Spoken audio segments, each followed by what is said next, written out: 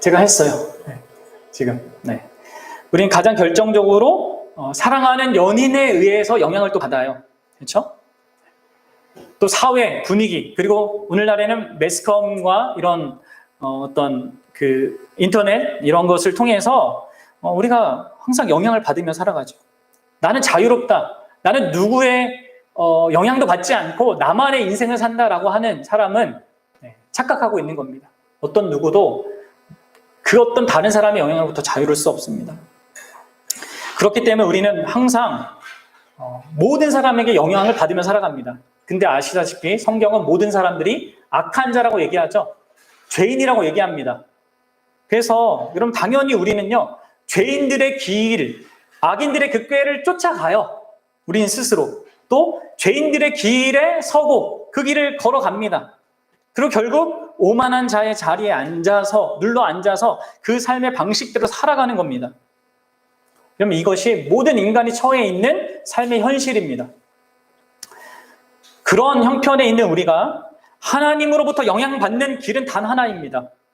그것은 그분이 우리에게 찾아오실 때 가능한 거예요. 우리가 그분을 찾을 수 없습니다. 그분을 알 수도 없고 그분이 보이지 않기 때문이죠. 심지어 이 토라, 이 성경을 갖고 있는 유대인들처럼 그 율법이 있어도 그것 자체로도 그분에게 영향을 받지 못합니다. 여러분들 여기 나오는 악인과 죄인과 오만한 자들은요, 이방인이 아니에요. 유대인들을 얘기합니다. 그렇죠? 같은 유대인이에요. 같은 좋은 조건에 있지만 기독교 문화에 있고 기독교 가정에 태어나고 모든 좋은 조건이 있다 하더라도 그것이 자연스럽게 우리가 하나님을 알게 하는 것이 아닙니다. 우리는 하나님이 실제적으로 우리에게 찾아오셔서 이 하나님의 말씀, 그것을 즐거워하도록 우리의 마음을 변화시켜 주셔야지만 그분의 영향을 받고 살아갈 수 있는 것입니다. 우리는 기뻐하는 것, 가치 있는 어떤 것에 영향을 항상 받죠. 우리가 즐거워하는 그것에 영향을 받습니다. 죄인들, 악인들, 이 오만한 자들이 우리에게 제시하는 것이 즐겁기 때문에 우리가 그것을 추구하는 것처럼 하나님이 우리에게 제시하는 것이 그것보다, 그 세상이 제공하는 것보다 즐거울 때 우리는 그분에게 영향을 받게 되는 것이죠. 그런 영향을 갖는 것은 그분이 우리에게 그러한 자신을 알게 해주실 때 가능한 거예요. 그리고 그것을 성경은 은혜라고 하는 겁니다. 하나님이 자기 자신을 알려주시는 것, 그것을 은혜라고 하는 거예요. 특별히 이것을 성경을 통하여서 그런 하나님을 보게 하는 것은 성령 하나님이 하시는 것이죠. 성령께서 베푸시는 은혜가 그겁니다. 더 구체적으로 얘기하면 그것은 예수 그리스도로 말미암아 그분을 통해서 이제 하나님의 말씀을 보게 하는 것. 제가 지난 시간에 그 부분을 마지막에 다뤘지 않습니까? 바로 성령의 도우심은 다른 것이 아니라, 특별한 어떤 경험이 아니라 예수 그리스도를 통해서 하나님의 말씀을 보게 하는 것입니다. 여러분 왜 그렇습니까? 말씀드렸다시피 우리가 직접 하나님의 말씀을 대면하면 우리는 그 말씀으로부터 즐거움을 얻을 수가 없습니다. 다시 말해서 직접적으로 우리 인간이 하나님을 대면하는 것을 통해서는 결코 즐거움을 발견할 수 없어요. 왜 그래요? 여러분 1절부터 잘 보세요. 1절부터 뭐예요? 다 우리 얘기잖아요. 아까도 이렇게 제가 말했다시피 1절 내용 자체가 그냥 우리의 삶이에요. 일반적인 우리의 삶입니다. 우리는 악인들의 꾀를 따라가는 자들입니다. 그렇죠? 죄인들의 길에 서고 언제나 오만한 자의 자리에 앉는 그런 자들이에요. 거기에 영향을 받으며 사는 것이 우리니까. 그렇지 않습니까? 그리고 2절을 보십시오. 2절도 우리와 관계가 사실 없어요.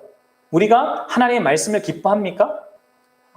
기뻐하기 위해서 애쓰고 있지만 우리가 적극적으로 주도적으로 그것을 기뻐하고 누리면서 주야로 하루 종일 정말 종일도록 그것을 누리며 살아가고 있습니까? 그렇지 않죠. 이 본문은 기본적으로 우리가 노래할 수 있는 게 아니에요. 우리 스스로는. 사실 본문도 근본적으로 우리가 그래야 한다라고 우리에게 얘기하는 게 아닙니다. 여러분들 원문에는 여기 복 있는 사람은요, 그 복 있는 사람이에요. 단수로 되어 있습니다. 그 복 있는 사람. 한정 짓고 있는 거예요. 여러분들 누구겠습니까? 악인들의 꾀를 따르지 않고 죄인들의 길에 서지 않고 오만한 자들의 자리에 앉지 아니하는 존재, 그 존재. 그럼 구약에 나온 아브라함일까요? 모세일까요? 다윗일까요? 그 어떤 사람도 죄를 짓지 않는 사람이 없습니다. 그렇죠? 네. 아무도 없어요. 그러한 존재, 죄인들의 꾀를 따라가지 않은 존재, 죄인들의 길에 서지 아니하신 분, 그리고 오만한 자들의 그 자리에 앉지 않으신 분, 그들 틈바구니에서 살았지만 전혀 그것에 영향을 받지 않고 사신 유일한 분은요, 역사 가운데 예수 그리스도밖에 없습니다. 2절의 내용도 마찬가지잖아요, 여러분들. 오직 여호와의 율법을 즐거워하여서 그 율법을 주야로 묵상하신 분, 그래서 하나님의 마음을 알고 하나님의 뜻 가운데 사신 그분은 예수 그리스도밖에 없습니다. 그리스도께서는 어렸을 때부터도 말씀을 깊이 아시고 묵상하셔서 누가복음에 나오는 거에 의하면 회당에서 유대인 랍비들과 막 이야기를 하잖아요. 말씀을 가지고. 또 그분은 말씀으로 사단의 시험을 물리치셨고 말씀을 가르치심으로 본격적인 그 공생의 사역을 시작하셨고 죽고 나서 부활하신 이후에도 이 땅에 계시는 40일 동안에 말씀을 가르치심으로 자신의 사역을 마치셨습니다. 말씀으로 충만하셨던 그분은 예수 그리스도예요. 그래서 여러분들, 우리는 오직 예수 그리스도를 통해서만 이 시편을 우리의 것으로 받아 누리고 노래할 수 있고 그것이 우리의 것이 되게 할 수 있는 거예요. 이것이 여러분 복음이죠. 복음, 곧 좋은 소식은 뭡니까? 바로 1편의 이 모든 복이 예수 그리스도의 그 순종을 통해서 우리의 것이 됐다는 겁니다. 그것이 복음이에요. 예수님께서는 십자가에서 여기 시편 본문의 악인들의 그 상태, 그리고 그 결과로 나중에 5절과 6절에 나오는 그 심판, 그것을 우리 죄와 관련된 그 모든 것을 다 친히 담당하셨습니다. 그리고 더불어 자신이 의인으로서 순종하신, 율법을 묵상하고 순종하신 그 모든 일을 통하여서 얻으신 그 의로움을 우리에게 값없이 전가해 주십니다. 그래서 하나님 앞에서 예수 그리스도의 그 순종이 우리의 순종으로 간주되는 겁니다. 그러므로 말미암아 우리는 이 1장에서 언급되고 있는 이 모든 복된 내용들을 우리의 것으로 기대할 수 있고 그것을 살아낼 수 있는 거예요.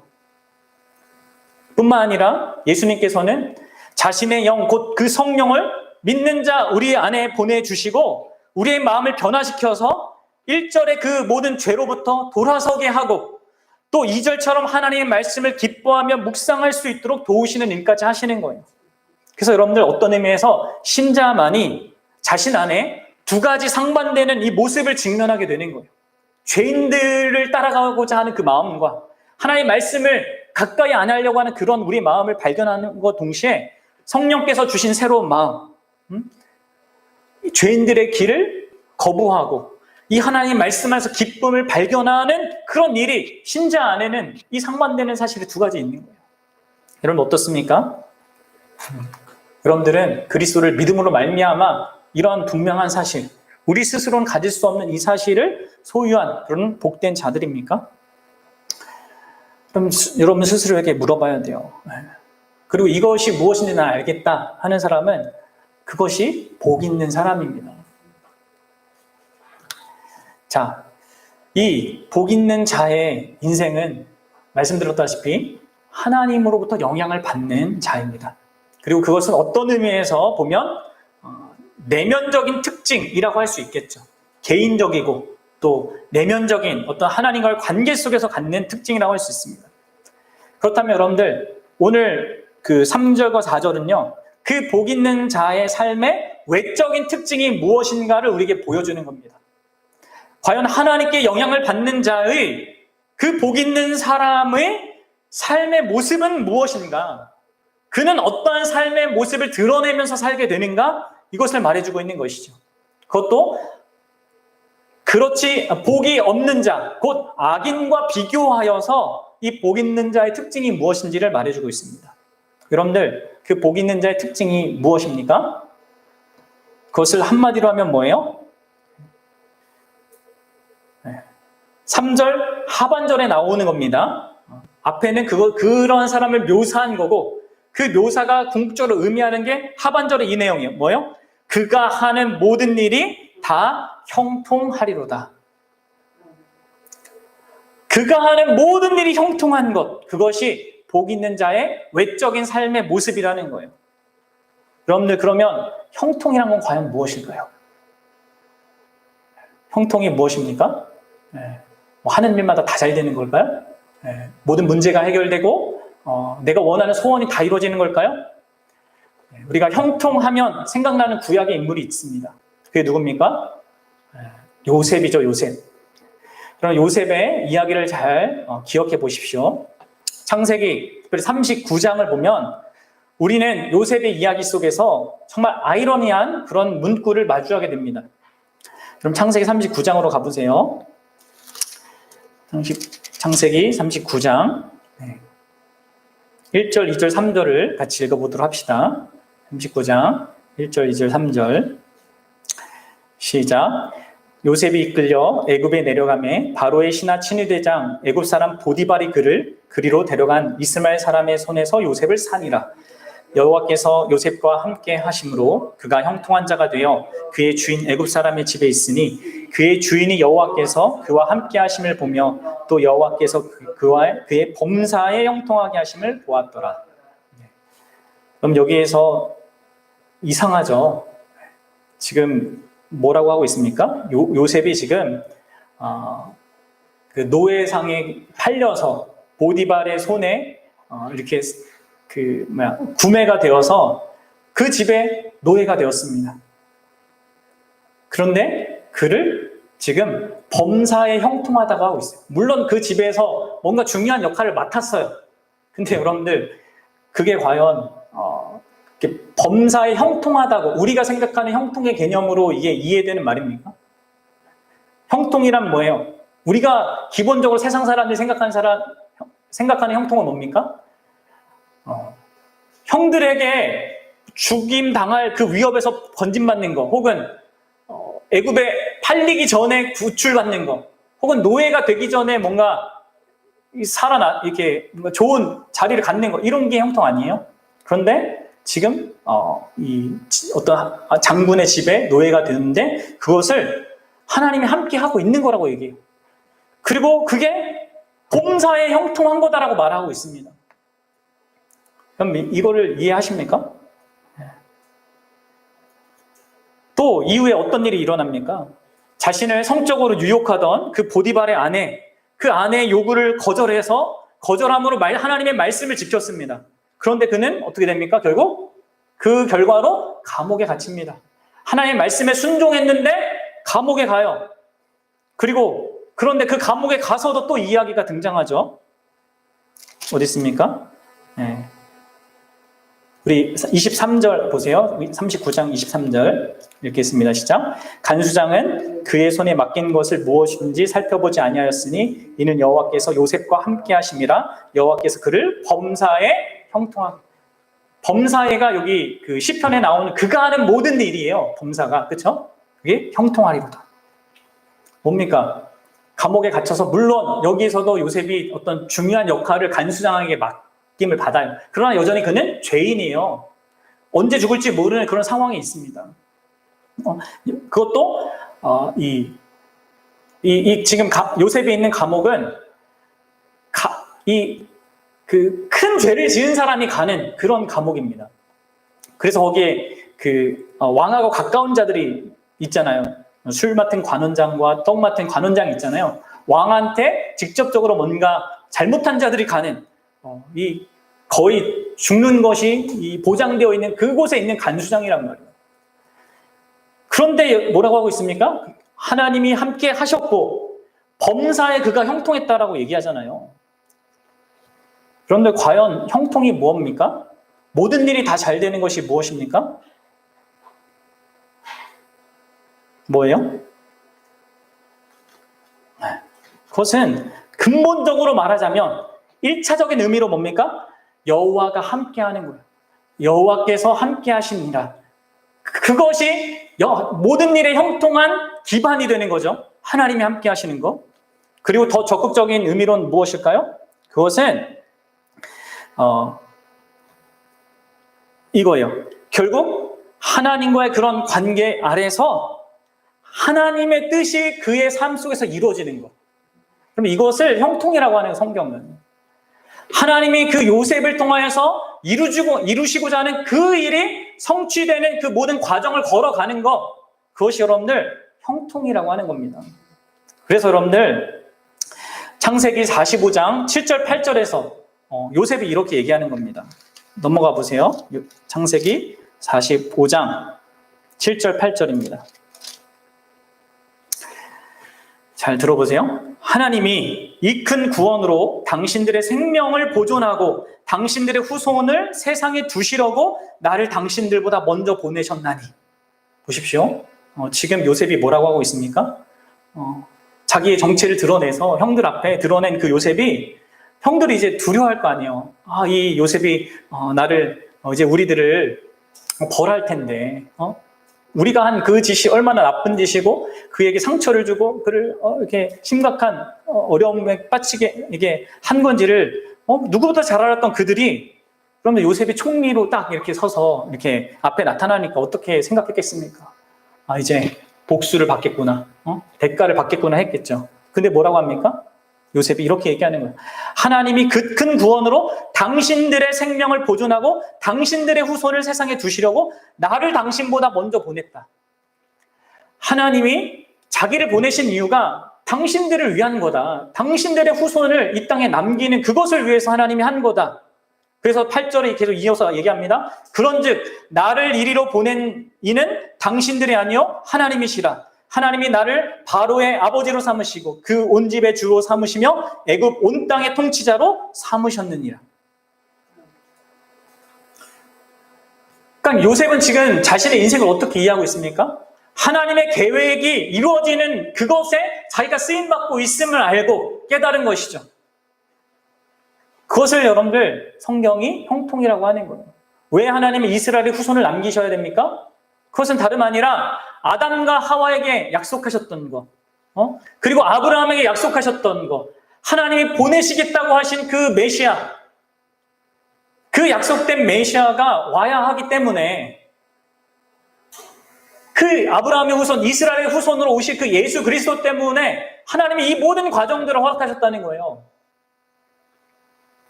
그래서 그것 가운데 쓰여지는 자기 인생이었기 때문에 성경은 그것을 형통하다라고 말하고 있는 거예요. 여러분 잘 기억하십시오.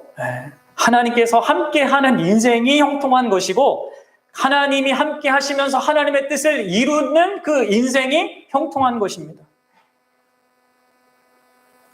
아시겠습니까? 여러분 성경이 말하는 참된 형통이 무엇인가를 우리가 정말로 확실히 이 요셉의 인생보다 더 제대로 보려면 우리는 참으로 특별한 의미에서 그 복 있는 자, 아까 언급했던 그 자이신 예수 그리스도를 보면 더 확실합니다. 여러분 예수 그리스도께서는 바로 형통한 인생을 사셨습니다. 아십니까? 그는 최고의 형통을 사신 분이시죠. 그러나 여러분들 그분의 형통은 무슨 형통이었습니까? 이 세상에서 잘되고 인정받고 사랑받고 존경받고 한 그런 형통이었습니까? 아니에요. 예수님은 낮아지시고 이해받지 못하시고 고난받으시고 핍박받으셨으며 결국은 그 참혹한 십자가에 죽으셨습니다. 그리고 놀랍게도 그 참혹한 십자가를 통해서 하나님의 뜻을, 하나님의 구원의 일을 이루셨어요. 그것이 여러분 성경이 말하는 형통이라는 거예요. 범사의 형통은 다른 것이 아닙니다. 내 문제가 해결되고 기도에 응답받고 내가 원하는 것을 이루어주고 하는 것이 형통이 아니라는 거예요. 하나님과의 친밀한 관계 속에 살면서 결국 그 인생이 하나님의 뜻을 이루는 것을 의미하는 게 형통이라는 말이에요. 그럼 여러분 물어봅시다. 그럼 구원받은 자인 우리의 형통은 무엇이겠습니까? 그럼 우리의 형통, 우리가 하는 일마다 다 잘 된다고 말할 수밖에 없는 그 형통은 무엇을 의미하겠습니까? 그건 역시 우리가 이 땅에서 아무 문제 없이 살아가는 게 아니죠.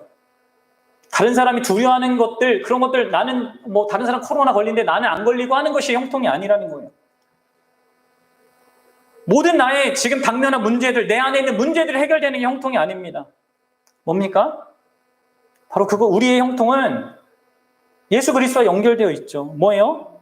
우리의 존재가 범사에 우리가 맺을 하는 일마다가 다 잘 되는 그 형통은 우리의 구원을 완성하셔서 우리에게 값없이 그 구원을 주시는 분, 바로 그 예수 그리스도를, 그분의 존재와 그분의 사역을 온전히 이 세상 가운데 비추어 내는 자로, 드러내는 자로 살아가는 것. 그럼 그것이 우리 믿는 자의 형통이에요. 이것을 위해서 하나님은요, 우리 각자를 우리의 지금 현실에 있는 그 삶의 자리, 수많은 시간들 가운데 우리를 이 시대에, 이 세대에, 이 집안에, 이 가정에, 이 현실에 두신 이유가 바로 그 이유라는 거죠. 그리고 그러한 삶, 예수 그리스도와 그분이 우리에게 주신 그 구원의 은혜가 너무나 존귀하고 영광스럽다는 것을 드러내게 하기 위해서 그분은 우리에게 때로 가난을 주시기도 하시고, 또 때로 사랑하는 일을 잃게 읽는 일도 겪게 하시고, 또 가장 가까운 사람에게 미움을 받고 핍박을 받는 그 일도 경험하게 하시는 겁니다. 그래서 여러분들, 루터는 이 시편을 설명해서 이렇게 얘기했어요. 최악의 상황이 종종 최선의 상황인 경우가 종종 있다.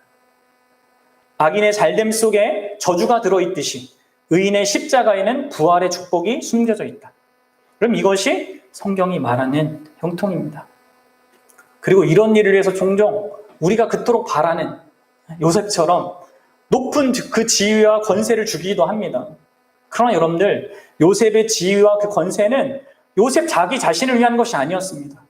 오히려 말씀드렸다시피 그 메시아, 약속된 그 메시아가 얼마나 존귀한지를 드러내는 또 수단이었어요. 요셉에게도.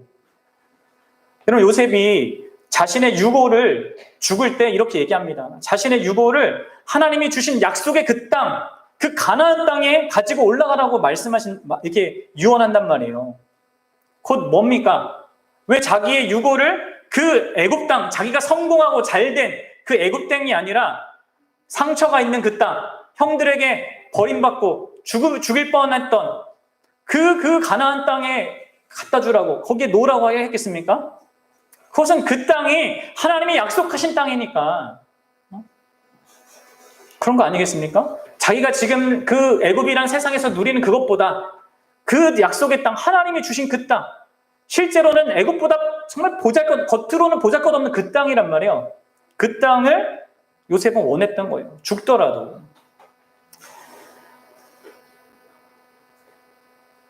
이처럼 여러분들, 나무다운 것이 형통한 것처럼 결국 사람이 사람다운 게 형통한 겁니다.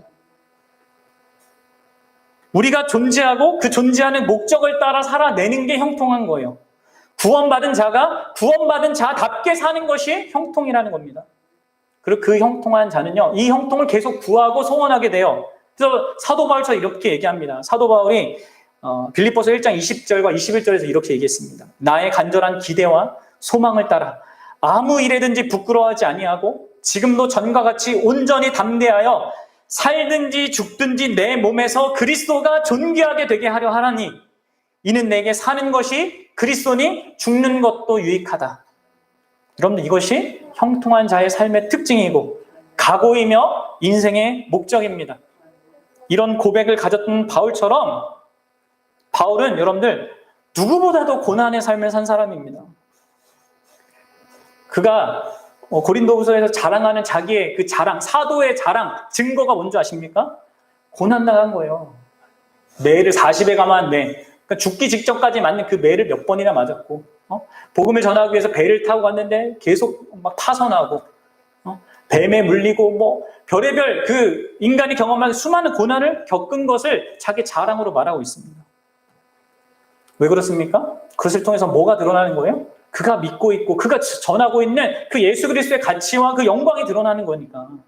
그럼 그러한 사도 바울의 삶이 형통한 거죠. 사랑하는 여러분, 이것이 형통한 삶입니다. 그것을 아셔야 됩니다. 그러면 여러분들, 우리는 과연 이 형통한 삶을 어떻게 살 수 있을까요? 뭔가 우리가 원하는 그 형통이 아니라서 좀 약간 거리가 느껴집니까? 우리는 어떻게 이 형통한 삶을 살 수 있을까요? 우리가 각오하고 뭐 이렇다는 것이 알고 막 하면은 될까요? 아닙니다.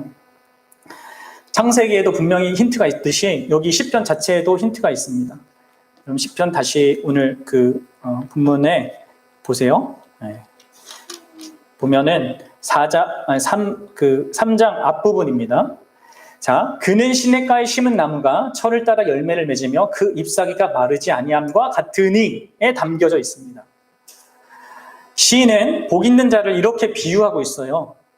철을 따라 열매를 맺는 시냇가에 심은 그 나무, 잎사귀가 사시사철 푸르른 그 나무에 비유하고 있습니다. 한글 성경을 보면 여기 묘사는 그저 어떤 자연의 한 부분을 비유하는 것처럼 보입니다. 그러니까 저기 어디에 시냇가가 흐르고 있고 그 옆에 바로 옆에 나무가 있어가지고 그 나무를 보고 지금 시인이 이게 말하고 있구나 이렇게 생각할지 모릅니다. 그런데 원문은 그런 의미가 아닙니다. 여기 시냇가는 문자적으로 고대인들이 만든 인공 수로를 말합니다. 그냥 자연이 만든 시내가 아니에요. 인간이 인위적으로 만든 인공 수로라는 거예요.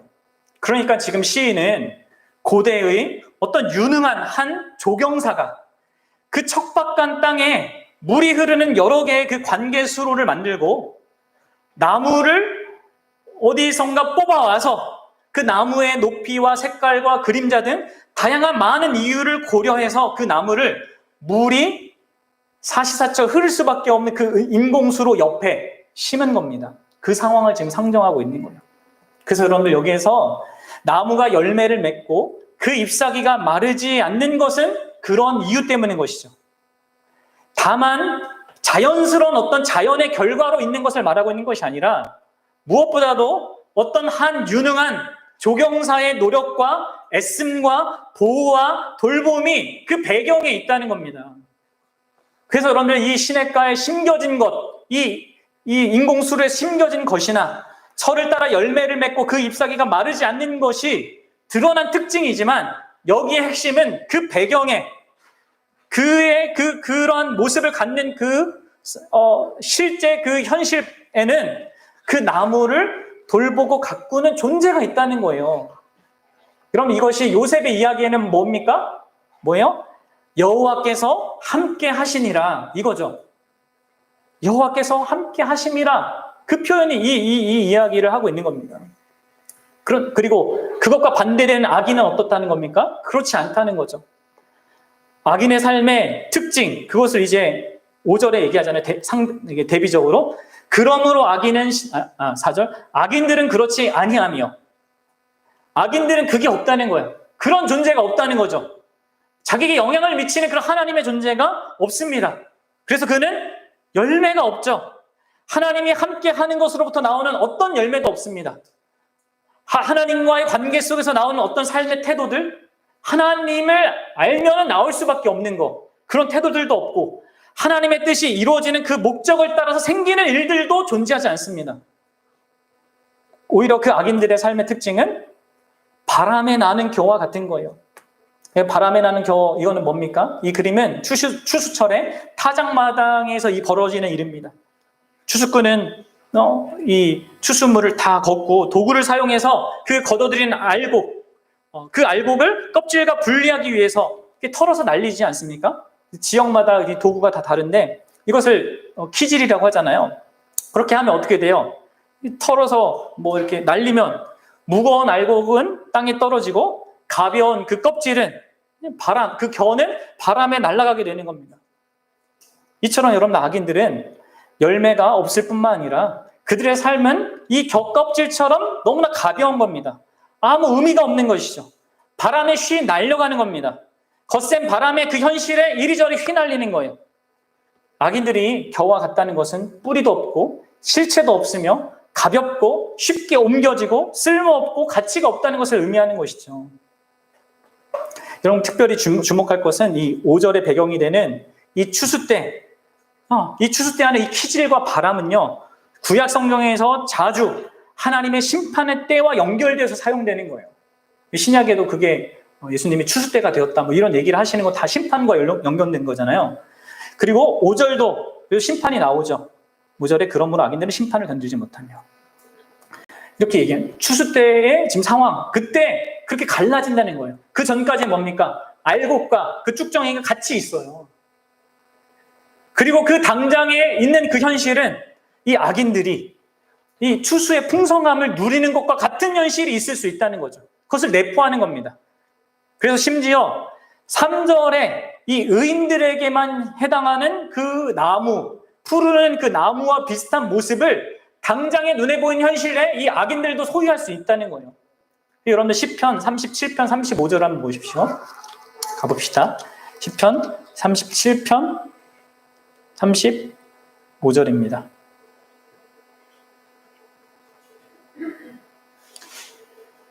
읽어보세요. 시작. 내가 악인의 큰 세력을 본즉 그 본래 땅에 서 있는 나무잎이 무성함과 같으나. 이렇게 겉으로 볼 때 당장의 현실에는 악인들이 더 크고 더 풍성한 그 나무처럼 보인단 말이에요. 근데 여러분 보세요. 36절에 이어지는 말에 이렇게 돼 있죠. 뭐예요? 내가 지나갈 때 그는 없어졌나니 내가 찾아도 발견하지 못하고.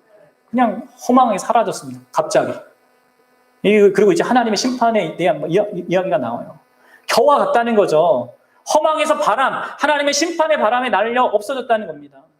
그리고 하나님께서 자신의 입김으로 그 사람을 던지기로 작정한 그 사람은요, 그리고 그 날에 반드시 그들은 한낱 쭉정이와 찌꺼기가 되고 맙니다. 그게 악인들의 형편입니다. 아무리 겉이 그럴싸하다 하더라도 그렇게 되는 겁니다.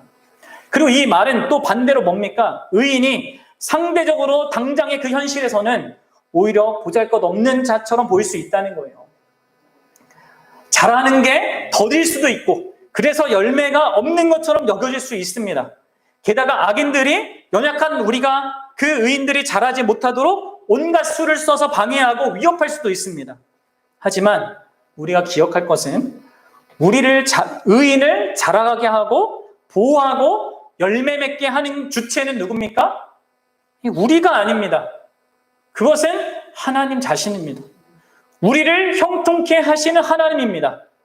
악인들의 모든 악한 일을 사용하시고 심지어 우리 안에 있는 그 악과 그 악으로 말미암아 나온 어떤 결과까지도 사용하셔서 결국 우리를 형통케 하는 분이 하나님인 것이죠.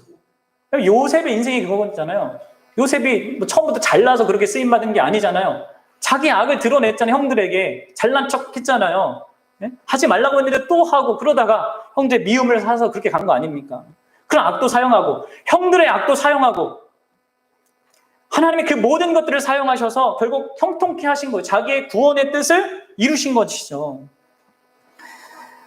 그리고 결국 그 모든 악인들을 철저하게 심판하시는 그런 분도 하나님이십니다. 그래서 여러분들 우리는 그런 하나님 때문에 우리의 삶의 형통을 기대할 수 있는 겁니다. 그리고 여러분 그렇다면 마지막으로 과연 우리는 어떻게 하나님이 과연 우리에게 그러실 것을 확신할 수 있을까요? 정말 하나님은 과연 나의 인생을 진짜 형통하게 하신다는 그런 확신을 그럼 우리는 어떻게 가질 수 있습니까? 무엇을 근거로 가질 수 있습니까?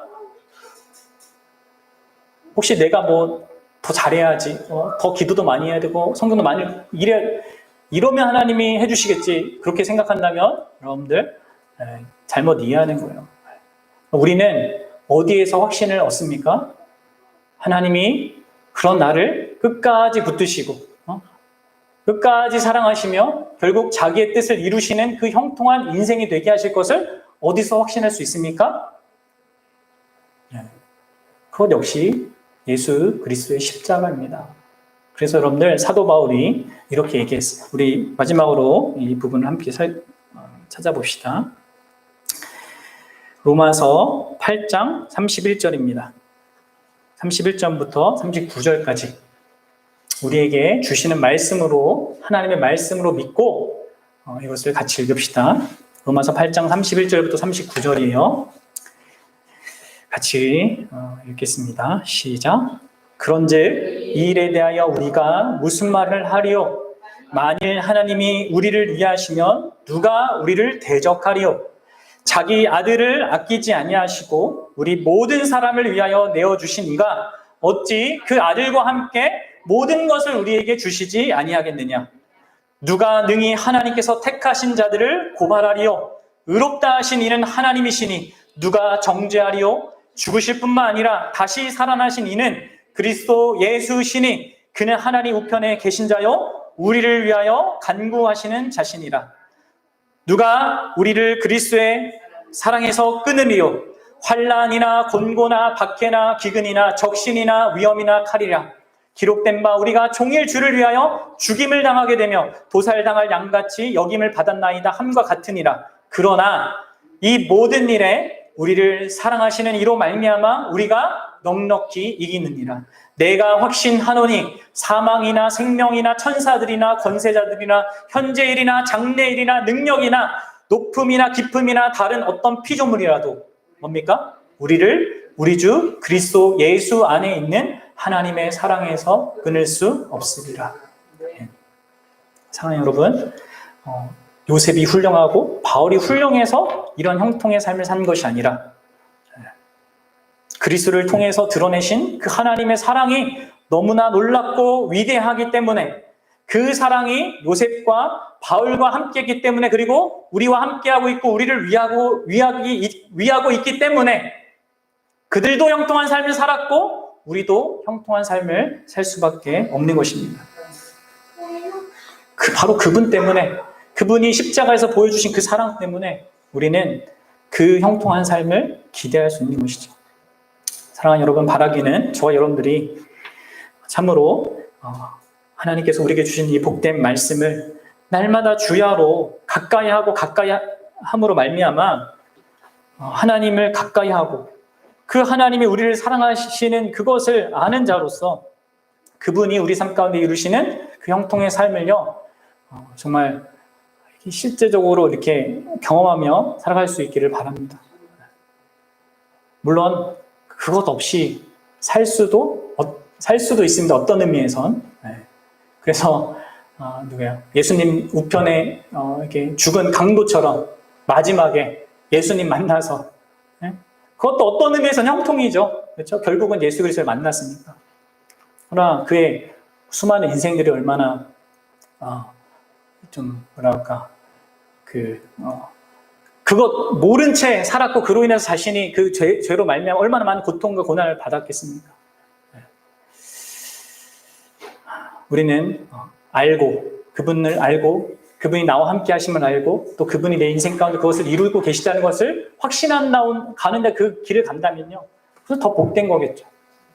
저와 여러분들이 그럴 수 있었으면 좋겠어요. 예수님은 그 길을 처음부터 끝까지 가신 거고요. 우리도 그렇게 하길 원하는 거예요. 우리의 인생이 그렇게 형통한 삶, 결국 우리의 구원자이신 그 예수 그리스도 그분이 이루어주신 그 구원의 은혜를 증언한 그 복된 형통의 삶, 그것을 살아가게 우리 인생을 이끄실 때 그것을 알고 그것이 형통한 것이라는 것을 정말 인정하고 또 고백할 수 있고 그것을 다른 사람에게 드러낼 수 있는 그래서 하나님을 영화롭게 하는 저와 여러분들 되시기를 주님의 이름으로 축원합니다.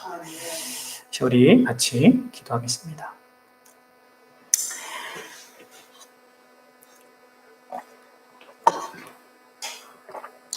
여러분들 말씀을